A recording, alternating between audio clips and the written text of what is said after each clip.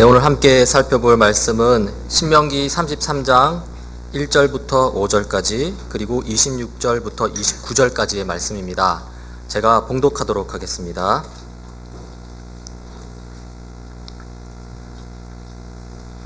하나님의 사람 모세가 죽기 전에 이스라엘 자손을 위하여 축복함이 이러하니라.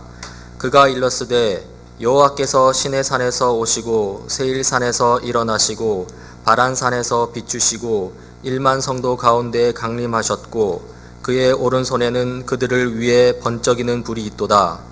여호와께서 백성을 사랑하시나니 모든 성도가 그의 수중에 있으며 주의 발 아래에 앉아서 주의 말씀을 받는도다. 모세가 우리에게 율법을 명령하였으니 곧 야곱의 총회의 기업이로다.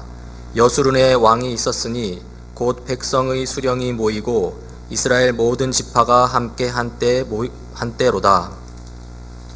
26절입니다. 여수른이여 하나님 같은 이가 없도다. 그가 너를 도우시려고 하늘을 타고 궁창에서 위엄을 나타내시는도다. 영원하신 하나님이 내 처소가 되시니 그의 영원하신 팔이 내 아래에 있도다. 그가 내 앞에서 대적을 쫓으시며 멸하라 하시도다. 이스라엘이 안전히 거하며 야곱의 샘은 곡식과 새 포도주의 땅에 홀로 있나니 곧 그의 하늘이 이슬을 내리는 곳에로다. 이스라엘이여 너는 행복한 사람이로다. 여호와의 구원을 너같이 얻은 백성이 누구냐? 그는 너를 돕는 방패시요 내 영광의 칼이시로다. 내 대적이 내게 복종하리니 내가 그들의 높은 곳을 밟으리로다. 아멘. 네, 저는 오늘 신명기 33장의 말씀을 좀 살펴보려고 하는데요. 이 신명기 전체는 이스라엘 백성이 40년 광야 생활을 마치고 약속의 땅, 이 젖과 꿀을 흐르는 땅 가나안에 들어가기 직전 그 모압 평지에서 모세가 행한 연설을 모아놓은 것입니다. 그 중에 이 신명기 33장, 오늘 살펴보려는 신명기 33장은 모세의 마지막 연설이고요. 그리고 이스라엘 백성을 축복하는 내용이 담겨 있습니다. 33장은 세 부분으로 나누어집니다. 첫 번째 부분은 이제 서론이라고 할 수 있는데요. 오늘 함께 읽은 말씀이죠. 33장 1절부터 5절까지고요. 그리고 두 번째 부분은 본론입니다. 제가 읽지는 않았지만 이스라엘 12지파를 향한 모세의 축복이 이 지파별로 이렇게 나열되어 있습니다. 그리고 마지막 세 번째 부분은 26절부터 29절까지 결론입니다. 이제 결론 부분도 제가 앞에서 같이 한번 읽었었는데요. 이 신명기 33장 이 서론부를 먼저 살펴보자면요. 1절은 제목이라고 할 수 있습니다. 모세가 축복을 빌어주는 것을 이제 나타나고요. 그리고 2절에서는 이스라엘을 향한 하나님의 구원 역사가 나타납니다. 이 구원 역사의 이야기를 제가 한번 좀 가져와 봤는데요. 반복해서 한번 들어보십시오. 태초에 하나님께서 우주 만물을 창조하셨습니다. 선하고 아름답게 창조하셨죠. 이 하늘과 땅을 보십시오. 하늘은 아름다운 별들로 수를 놓고 또 땅은 계절을 따라 푸르름과 불구스름으로 그림을 그립니다. 그리고 하나님께서는 하나님 자신의 형상을 따라 하나님 닮은 인간을 창조하셨습니다. 남자와 여자를 창조하셨고요. 그들로 하여금 우주 만물을 다스리게 하셨습니다. 모든 것이 완전했습니다. 그러나 인간은 하나님께 반역했습니다. 남자와 여자는 하나님의 이 진실된 말씀을 믿지 않았습니다. 그 대신 사탄 마귀의 거짓된 말을 신뢰했습니다. 하나님처럼 되고자 감히 금지된 나무 열매를 따먹었고요. 그 결과 하나님처럼 되기는커녕 하나님 닮은 그분의 형상을 잃어버리는 지경에 이르게 되었습니다. 하나님 닮은 거룩함이 사라졌습니다. 하나님을 제대로 아는 지식도 훼손되었습니다. 하나님으로부터 멀어진 그 마음이 불의로 가득 차게 되었습니다. 그리고 그들은 원망했습니다. 남편은 아내를 원망했고요. 아내는 사탄 마귀를 원망했습니다. 다 쓸데없는 행동이었죠. 그들의 자식들은 죽였고 죽임을 당했습니다. 형 가인은 동생을 돌로 쳤고 동생 아벨은 분노하는 형 앞에서 힘없이 쓰러졌습니다. 또 그들의 자손은 살인을 과시하고 자랑하는 노래를 불렀습니다. 어린 소년들이 악한 남자 라멕의 창에 찔려 죽임을 당했습니다. 인류는 점점 더 타락하게 되어서 도저히 두고 볼 수 없는 지경에 이르렀습니다. 하나님은 심판하시기로 했습니다. 물로 심판하셨습니다. 큰 홍수가 온 인류를 뒤덮었습니다. 노아 이야기죠. 그리고 또 심판하시기로 했습니다. 언어를 갈라놓으셨고 인류는 각기 제 갈 길로 흩어졌습니다. 바벨탑 이야기입니다. 이제 하나님을 아는 사람은 하나도 없고 하나님을 믿는 사람도 없습니다. 이대로라면 인류는 영원한 어둠 속에 헤매게 될 상황입니다. 그러나 하나님께서는 인류를 포기하지 않으셨습니다. 인류를 구원하시기 위해 한 사람을 부르십니다. 그는 아브라함입니다. 아브라함을 통해 큰 민족을 세우실 것입니다. 그리고 그 큰 민족을 통해서 모든 민족이 하나님을 아는 지식을 회복하고 거룩함을 회복하고 의로움을 회복하도록 하실 것입니다. 약속의 땅 가나안으로 부름받은 아브라함입니다. 거기 약속의 땅에서 아브라함은 이삭을 낳았고 이삭은 야곱을 낳았고 야곱은 12아들을 낳았습니다. 후에 12아들은 극심한 흉년 속에서 먹고 살기 위해서 생존하기 위해서 형제 요셉이 총리로 있던 이집트, 먹을 것이 충분한 이집트로 내려갔습니다. 그렇게 이스라엘 자손들은 이집트에서 400여 년을 살았습니다. 그리고 400년 후에 하나님께서 아브라함에게 약속하셨듯이 이스라엘 자손은 큰 민족을 이루었습니다. 이제 큰 민족이 된 이스라엘입니다. 이집트 왕은 큰 민족이 된 이스라엘의 잠재적 능력이 두려웠습니다. 그래서 이집트 왕은 이스라엘 민족을 핍박하고 억압합니다. 엄청난 노동에 시달리고 심지어 자녀들 중에서 남자 아기는 죽임을 당해야 했습니다. 이스라엘 민족이 고통 속에서 신음합니다. 그리고 하나님께서 이스라엘 자손들의 신음을 들으셨습니다. 그들의 신음 소리를 외면하지 않으시고 구원하시려고 합니다. 그래서 이스라엘을 인도할 한 사람을 부르십니다. 바로 그는 모세였습니다. 모세는 이스라엘 자손들을 풀어달라고 이집트 왕 앞에 섭니다. 이집트 왕은 이스라엘 자손들을 풀어주지 않겠다고 말하면서 모세를 업신여기고 하나님을 무시합니다. 결국 하나님께서 이집트와 이집트 왕의 첫째 아들을 죽이셨습니다. 10가지 재앙 중에 마지막 재앙이었습니다. 슬픔과 두려움에 가득 찬 이집트 왕은 이스라엘 자손들을 놓아줍니다. 이스라엘 자손들이 모세의 인도 아래에서 이제 이집트로부터 탈출합니다. 그러나 다시 마음이 어두워진 이 이집트 왕은 이스라엘 자손들을 노예로 삼기 위해 추격합니다. 그러자 하나님께서 불기둥과 구름기둥으로 이집트 군대의 추격을 저지합니다. 그리고 크게 갈라진 홍해 큰 바다를 통해 이집트 군대를 삼켰습니다. 이집트 군대는 전멸당하고요, 이스라엘 민족은 이집트로부터 완전한 해방을 얻었습니다. 이제 이집트로부터 탈출한 이스라엘 민족은 광야를 경험합니다. 낮에는 덥고 밤에는 추운 곳입니다.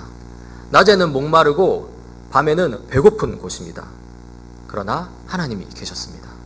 구름기둥으로 해를 가리셨고 불기둥으로 추위를 몰아내셨습니다. 바위를 갈라서 물을 내셨고 만나와 메추라기로 먹이셨습니다.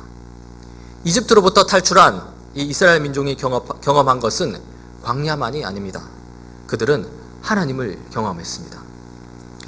큰 기적들을 통해 하나님을 경험한 이스라엘 민족에게 이제 하나님은 율법을 주십니다. 하나님께서 처음 모세를 부르셨던 거룩한 산 호렙, 그 신의 산에서 이제 모세를 통해 이스라엘 민족에게 율법을 주십니다. 율법은 하나님 나라 천국의 삶을 가르쳐주는 지침이고요, 이 하나님 나라 백성의 길을 걷기 위한 이 등불과도 같은 것입니다. 율법은 이스라엘 민족이 하나님 나라 백성임을 증거하는 표지와도 같은 것입니다. 율법은 이스라엘 민족에게 크나큰 영광입니다. 그러나 이스라엘 민족은 하나님을 배신했습니다. 시내산에서 모세가 하나님으로부터 율법을 받던 그날, 이스라엘 민족은 이집트에서 섬겼던 우상 금송아지를 만들어서 그 앞에서 노래를 부르고 춤을 추었습니다. 참된 하나님을 신뢰하지 못하고 이집트에서 누렸던 거짓된 배부름을 그리워했습니다. 명백한 우상 숭배입니다. 하나님은 우상 숭배자 이스라엘 민족을 전멸코자 합니다. 그때 모세가 막아섭니다. 모세는 이스라엘을 전멸시키려고 하는 하나님 앞에서 이제 오히려 하나님의 뜻을 되묻고 있습니다. 이렇게 멸망시킬 것이라면 왜 이스라엘 민족을 이집트로부터 이끌어내셨다는 것이죠. 그러면서 하나님의 약속을 기억하시라고 오히려 하나님께 묻습니다.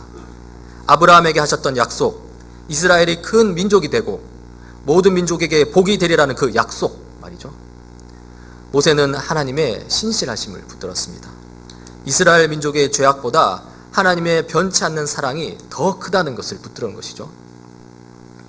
이렇게 하나님께 되묻고 있는 모세를 하나님은 괘씸하다고 여겼을까요? 그렇지 않습니다. 오히려 대견하게 여겼습니다. 놀랍게도 하나님께서는 모세의 말이 옳다고 인정하시고요, 이스라엘을 향한 이 자비와 긍휼을 거두지 않으십니다. 자비와 긍휼이 가득한 하나님은 이 모세를 통해 이스라엘 백성을 영원히 용서하기 위한 이 장치를, 도구를 마련하십니다. 바로 성막입니다. 이스라엘 백성은 범죄할 때마다 하나님을 찾고 구해야 합니다. 범죄했다고, 부끄럽다고 하나님을 멀리해서는 안 됩니다. 범죄했다면 오히려 하나님께 더 나아와 용서를 구해야 합니다. 성막에서 그 일이 이루어집니다. 제사 의식을 통해서 진실한 회개와 은혜로운 죄 용서가 이루어지고요, 그 자리에서 이스라엘 백성은 거룩한 하나님의 백성임을 확인하게 됩니다. 거룩한 백성이 이제 광야를 벗어나서 약속의 땅 가나안으로 들어가려고 합니다. 들어가기 전에 그 땅을 정탐하기 위해 12명의 정탐꾼을 보냅니다. 12명 모두 그 땅이 매우 좋다고 합니다. 그러나 그 중에 10명이 그 땅의 민족들이 너무 강해서 정복하기 어렵다고 보고합니다. 나머지 2명이 그 땅은 하나님께 속한 바 아무 문제가 없다고 하였으나 소용없었습니다. 이스라엘 백성은 또다시 원망하고 불평합니다. 이집트로 다시 돌아가자고 말합니다. 이 원망과 불평이 가득한 이 연약한 백성을 하나님은 심판하시고 징계하십니다. 이집트 우상 숭배 문화가 주는 배부름에 중독되어서 자신들이 하나님 나라 백성임을 자꾸만 잊어버리는 이스라엘 민족입니다. 이 민족을 위해서 선물 아닌 선물을 주십니다. 바로 광야 40년 훈련입니다. 광야 40년 동안에 하나님은 불기둥과 구름기둥으로 이들을 이끄시고 만나와 메추라기로 그들을 먹이시고 신발이 닳지 않도록 하셔서 그들을 보호하십니다. 하나님의 심판과 징계 속에서 우리는 이 하나님의 인도하심을 보게 됩니다. 하나님은 그런 분입니다. 그리고 40년이 다 지났습니다. 이집트 탈출 1세대가 모두 죽었습니다. 그리고 모세 또한 죽음을 앞두고 있습니다. 모세는 가나안 입성을 앞두고 있는 다음 세대에게 축복을 빕니다. 신명기 33장 1절 말씀이죠. 하나님의 사람 모세는 죽기 전에 이스라엘 자손에게 다음과 같이 복을 빌어 주었다. 그리고 모세는 다음 세대에게 하나님이 이스라엘 백성에게 베푸신 구원 역사를 언급합니다. 신명기 33장 2절부터 3절 전반부입니다. 주님께서 시내산에서 오시고 세일산에서 해처럼 떠오르시고 바란산에서부터 당신의 백성을 비추신다. 수많은 천사들이 그를 옹이하고 오른손에는 활활 타는 불을 들고 계신다.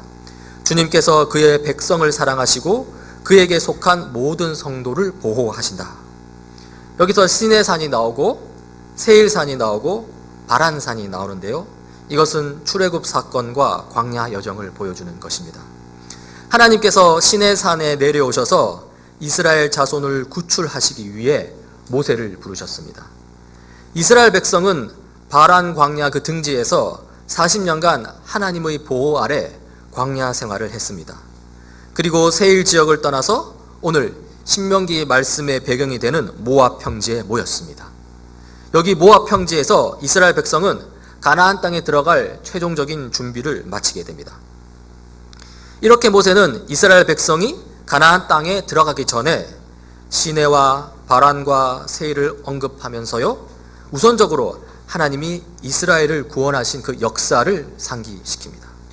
이 구원 역사는 우주 만물과 인간의 창조, 그리고 인간의 범죄와 타락을 배경으로 두고 있습니다. 그 시작은 인류를 구원하시기 위해 아브라함을 부르신 것부터입니다. 그리고 시내산에서 모세를 부르셨을 때 하나님의 구원 역사 이야기는 절정에 이를 준비를 마쳤습니다. 그리고 나서 하나님은 그분의 큰 팔로 큰 일을 일으키시며 이스라엘 자손들을 이집트로부터 구원하셨습니다. 이 소문은 온 민족에게 퍼졌고 출애굽 사건은 곧 이스라엘 민족의 정체성이 되었습니다. 이 구원 역사는 제가 앞에서 계속 쭉 설명한 내용인데요, 이 구원 역사의 축약이 바로 신명기 33장 2절과 3절 전반부입니다. 제가 다시 한번 읽어보겠습니다. 주님께서 시내산에서 오시고 세일산에서 해처럼 떠오르시고 바란산에서부터 당신의 백성을 비추신다. 수많은 천사들이 그를 옹이하고 오른손에는 활활 타는 불을 들고 계신다.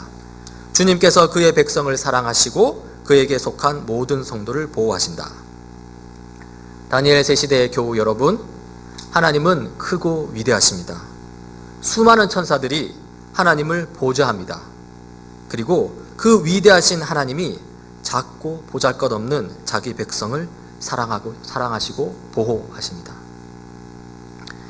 그러므로 이스라엘 민족은 주님의 발 아래 무릎을 꿇고 주님의 말씀에 귀를 기울여야 합니다.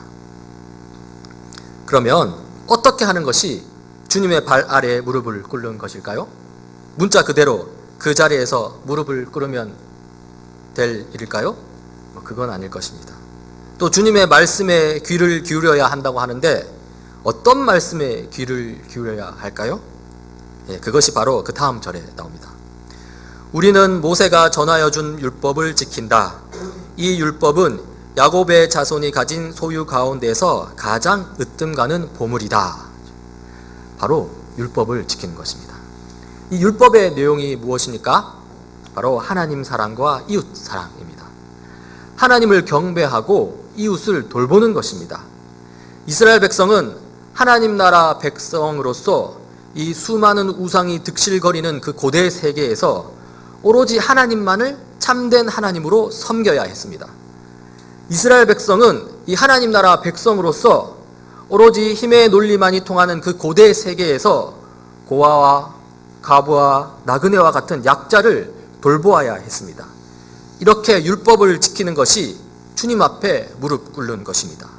그리고 이 율법이 이스라엘 민족이 들어야 할 바로 그 말씀입니다. 이 율법은 하나님께서 시내산에서 모세를 통하여 준 말씀입니다.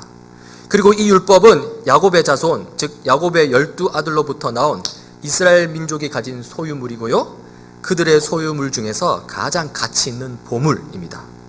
이 율법은 이스라엘 민족이 바로 하나님 나라 백성임을 보여주는 증표입니다. 이런 의미에서 모세는 이스라엘 백성에게 다음과 같이 말합니다. 우리는 모세가 전하여 준 율법을 지킨다. 이 율법은 야곱의 자손이 가진 소유 가운데서 가장 으뜸가는 보물이다. 그런데요, 질문이 생깁니다. 율법이 보물이라고 했고 그 율법을 지키는 것이 보물과도 같은 참된 평강을 가르쳐 준다는 것은 알겠는데, 그런데 이 하나님 나라 백성으로서 율법 지키는 삶이 정말로 형통한 삶을 보장하냐는 것이죠. 여러분, 오늘 성경 본문 신명기는요, 이스라엘 민족이 이집트로부터 나와서 가나안 땅으로 들어가기 직전을 이 시간적 배경으로 두고 있습니다. 이제 곧 가나안 땅으로 들어간다는 것입니다. 그리고 성경은 가나안 땅을 약속의 땅, 젖과 꿀이 흐르는 땅이라고 반복해서 표현하고 있습니다. 그런데 이 가나안 땅이 이 성경의 표현처럼 에덴 동산과 같이 하나님의 통치가 충만한 곳이었을까요? 거기에 들어가면 저절로 하나님 나라의 원리대로 흘러가는 삶을 살 수 있냐는 것입니다. 그냥 형통한 삶이 펼쳐지냐는 것입니다. 슬프게도 결코 그렇지 않습니다. 오히려 가나안 땅은 우상 숭배로 가득 찬 땅입니다. 이스라엘 민족이 들어가기 전에 이미 살고 있던 수많은 원주민들은 온갖 우상들을 섬겼습니다. 수많은 종류의 바알들, 바못 바알, 바알 무온, 바알 부올, 기리앗 바알. 바알의 아내로 받들여지는 여신 아스돗 또는 아세라, 그리고 어린 자녀를 불살라 제물로 바칠 것을 요구하는 몰렉 등등. 이 우상신들을 섬기는 가나안 민족에게 율법이 들어갈 틈은 없습니다. 분명 율법만이 야만과 공포에 빠진 그들에게 참된 평강을 가져다 주겠지만, 이 힘의 논리에 취한 지배층은 율법을 싫어하고요, 힘의 논리 가운데 압제당하는 피지배층은 율법을 들을 귀가 없습니다. 우상 숭배에 빠진 그들에게 율법은 허무맹랑한 이야기로만 비춰질 뿐입니다. 가나안 땅은 그런 땅입니다. 이런 땅에서 율법을 준수하는 삶이라는 것은 곧 우상 숭배자들과의 전쟁을 의미합니다. 결코 조화를 이룰 수 없고 양립할 수 없는 두 신앙이 부딪힌다는 것입니다. 하나님 경배와 우상 숭배 사이의 영적 전쟁이죠. 지금 우리가 살펴보고 있는 신명기 33장은 모세가 죽기 전에 이스라엘 백성에게 전하는 마지막 설교입니다. 앞서 살펴본 2절과 3절 전반부는 구원 이야기를 다루고 있고요, 3절 후반부와 4절은 율법을 지키는 삶을 다루고 있습니다. 이 부분이 서론부였죠. 그리고 나서 6절부터 25절까지 본론에서 이스라엘 12지파를 향한 축복이 나오고요, 그리고 26절부터 29절까지 마무리 결론입니다. 제가 좀 이 결론부를 살펴보고자 하는데요, 여기에 하나님 경배와 우상 숭배의 영적 전투가 잘 나타납니다. 이 결론부에서는 크게 대조되는 두 가지 종류의 단어군으로 분류되는 것을 볼 수 있습니다. 하나는 하나님의 보호하심이라는 의미를 가지는 이 단어군들이 나오고요, 또 다른 하나는 이 하나님의 내팽개침이라는 의미를 가지는 단어군입니다. 하나님의 보호하심은 이스라엘 민족을 향해서 나타납니다.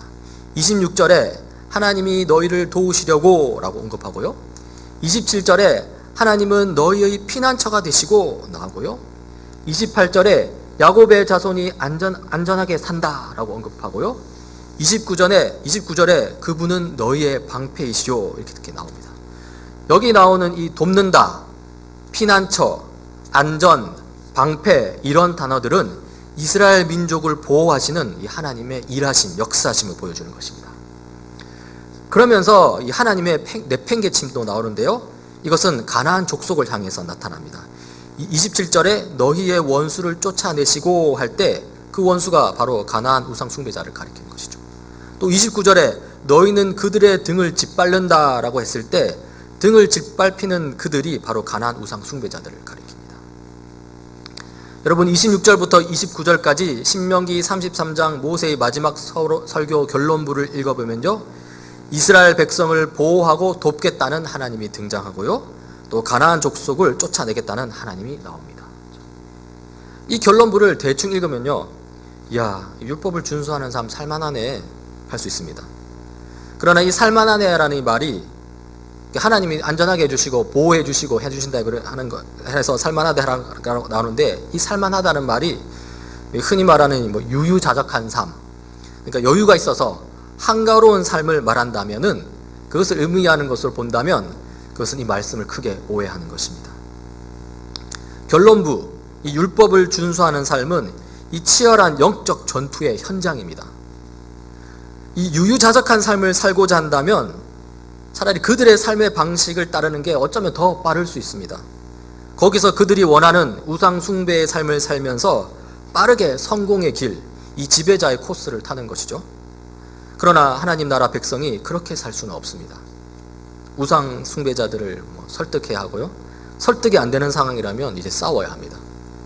그런 영적 전투의 현장을 두고서 하나님께서 돕겠다고, 보호하시겠다고 이렇게 말씀하시는 것입니다. 이 영적 전투가 가득한 결론부를 제가 세 번역으로 다시 한번 읽어보겠습니다. 이스라엘 백성아, 너희의 하나님과 같은 신은 달리 없다. 하나님이 너희를 도우시려고 하늘에서 구름을 타시고 위엄 있게 오신다. 옛부터 하나님은 너희의 피난처가 되시고 그 영원한 팔로 너희를 떠받쳐 주신다. 너희가 진격할 때 너희의 원수를 쫓아내시고 진멸하라고 명령하신다. 곡식과 포도주가 가득한 이 땅에서, 하늘에서 내리는 이슬에 흠뻑 젖는 이 땅에서 이스라엘이 평화를 누린다. 야곱의 자손이 안전하게 산다. 이스라엘아, 너희는 복을 받았다. 주님께 구원을 받은 백성 가운데서 어느 누가 또 너희와 같겠느냐. 그분은 너희의 방패이시요 너희를 돕는 분이시며 너희의 영광스러운 칼이시다. 너희의 원수가 너희 앞에 나와 자비를 간구하나 너희는 그들의 등을 짓밟는다. 이제 오늘날 우리네 교회를 한번 좀 둘러보면 좋겠습니다. 우리네 교회를 좀 살펴보면 이 잘못된 두 가지 율법관이 있습니다. 하나는 율법주의입니다. 그리고 하나는 율법 폐기론, 폐기주의라고 할 수 있는 것이죠. 이 율법주의는 율법을 잘 지키면 구원을 획득한다라고 주장합니다. 여러분이 다 알고 있는 내용이고요. 또 율법 폐기론은 은혜로 구원을 받은 뒤에는 율법에 순종할 필요가 없다라고 주장합니다. 이 율법주의자는 구원을 얻기 위해 율법을 지키는데요. 그 율법을 지키는 그 마음 깊은 곳에는 불안과 두려움, 심지어 공포가 있습니다. 율법을 지키지 못하면 구원을 얻지 못하는데, 이 지옥에 가는데 그러면 어떡하나 하는 그런 이 불안의 감정, 이 두려움의 정서가 있다는 것이죠. 특히 우리는 이 율법을 완전히 지킬 수 없습니다. 솔직히 말해서 완전히 지키지는 어렵다고 말하는 수준도 우리에게는 버겁습니다. 우리는 상당히 자주 율법을 어기거든요. 그리고 그렇게 율법을 어길 때마다 구원을 받지 못하면 어떻게 하나 하는 이 불안과 두려움이 이 율법주의자들을 압도합니다. 반면에 이 율법 폐기론자는 이미 구원을 얻었기 때문에 율법을 지키지 않아도 상관없다고 하는데요. 이 율법을 지키지 않는 그 마음 깊은 곳에는 이 타락한 세상과의 타협, 이 불순종에 세속화된 정신이 가득합니다. 과연 구원 얻은 하나님의 백성인지 이 의심스러운 지경입니다. 그러나 어쨌든 그들의 마음에는 평화로 충만합니다. 물론 그 평화는 거짓된 평화입니다. 사실은 그렇지 않은데 평화로다 하면서 이 스스로를 속이는 것이죠. 이 율법주의와 율법 폐기론은 반대 극단인 것처럼 보입니다. 그렇지만 이 둘은 하나의 뿌리를 가지고 있습니다.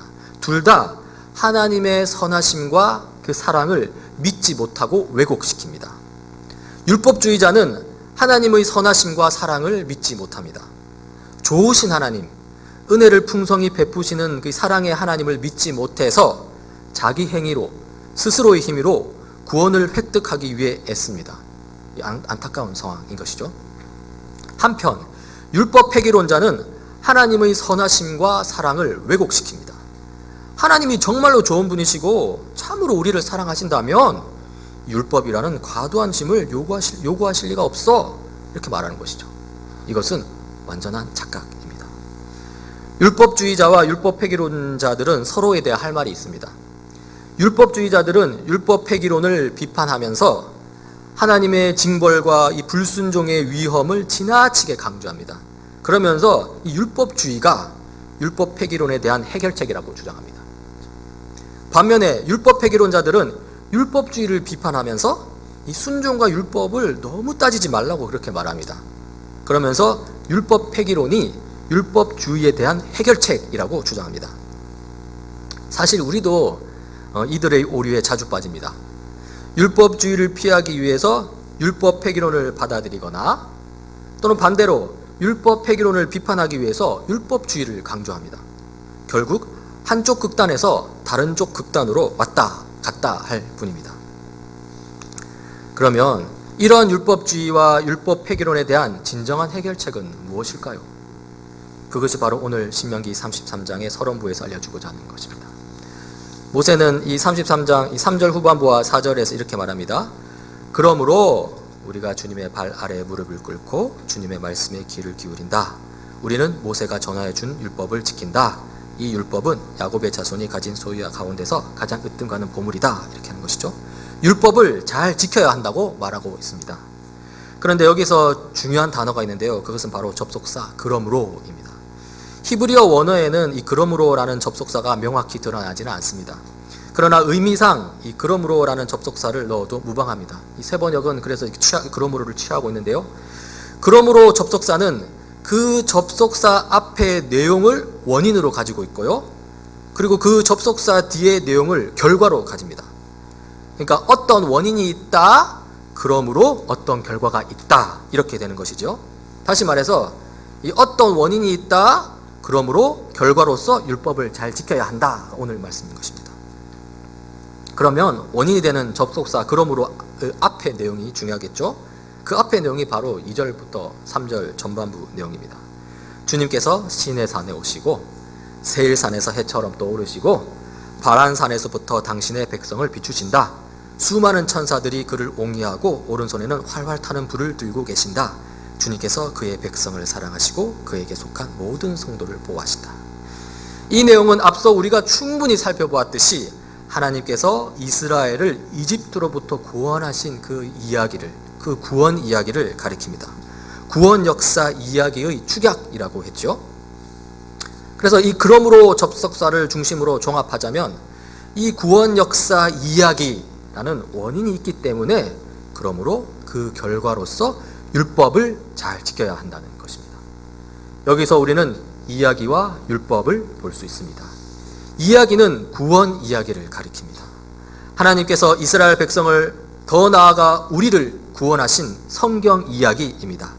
이스라엘 백성을 구원하시기 위해 10가지 재앙, 불기둥과 구름기둥, 큰 바다 홍해가 갈라지게 하시고 이집트 군대를 전멸시켰다면 우리를 구원하시기 위해서 하나님의 아들 예수님을 이 땅에 보내셨고 그 아들 예수님을 십자가에서 죽게 만드셨고 그리고 3일 만에 다시 부활시키시고 그러면서 사탄 마귀를 무력화시키셨습니다. 구약의 출애굽 이야기 전후부터 시작해서 신약의 예수 그리스도의 이야기까지 이 모든 성경 이야기는 바로 인류를 구원하시는 위대하신 하나님의 구원 이야기입니다. 그리고 이 구원 이야기를 우리는 복음이라고 부릅니다. 은혜의 기쁜 소식이라는 것이죠. 그리고 이 구원 이야기를 바탕으로, 그러니까 그 은혜의 복음 위에 비로소 율법이 옵니다. 구원 이야기의 율법을 받아들인 우리는 이 율법주의자들처럼 불안과 두려움을 바탕으로 율법을 억지로 지킬 필요가 없습니다. 구원은 철저히 하나님의 은혜로부터 오는 것이기 때문입니다. 우리의 율법 행위로부터 구원이 오는 게 아닙니다. 우리의 구원은 예수 그리스도 십자가 공로로부터 나옵니다. 또한 구원 이야기, 곧 복음 위에서 율법을 받아들인 우리인데요. 따라서 우리는 율법 폐기론자들처럼 이 불순종의 세속화된 정신으로 율법을 거부하지 않습니다. 비록 율법을 지키는 삶이 우리에게 고난을 줄지라도 괜찮습니다. 세상이 주는 거짓된 평화에 흔들리지 않고 세상이 알지 못하는 하나님만이 주실 수 있는 참된 평강을 누립니다. 참으로 우리는 비록 고통과 고난 가운데 있을지라도 흔들리지 않는 참된 평강을 누릴 수 있습니다. 이것이 구원 이야기에 동참하는 자, 복음을 받아들인 자의 특징입니다. 이제 신명기 33장 결론부를 언급하면서 설교를 마무리하고자 하는데요. 참으로 성경 이야기 위에서 율법을 지키는 우리의 삶은 영적 전쟁을 수행하는 삶입니다. 하나님이 도우시고 피난처가 되시고 우리의 안전을 보장해야 하실 정도로 치열한 삶이 있습니다. 고난이 있을 수 있고 고통이 있을 수 있습니다. 그러나 우리는 거기에 흔들리지 않습니다. 왜냐하면 하나님께서 우리를 도우시고 우리의 피난처가 되시고 우리의 안전을 보장하시기 때문입니다.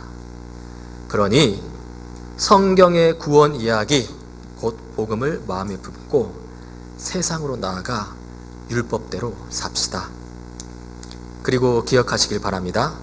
이 성경 이야기는 종결된 이야기가 아니라는 점입니다. 그 이야기는 하나님의 창조 이야기에서 시작해서 출애굽 구원 이야기를 거쳐 예수 그리스도 십자가 구원 이야기에 이르렀고요. 그리고 예수 그리스도께서 왕으로 다시 귀환하셔서 이 땅에 다시 오셔서 새 창조를 이루실 그때로 향하고 있음을 기억해야 합니다. 비록 고난과 고통이 있을지라도 예수님께서 온전한 왕으로 이 땅에 다시 오실 때 그 고난과 현재 겪는 고난과 고통은 비교할 수 없는 큰 영광으로 변화될 것입니다. 신명기 33장 5절입니다. 연합한 지파들이 모이고 백성들의 지도자들이 모인 가운데서 주님께서 이스라엘의 왕이 되셨다. 아멘. 오십시오. 주 예수님.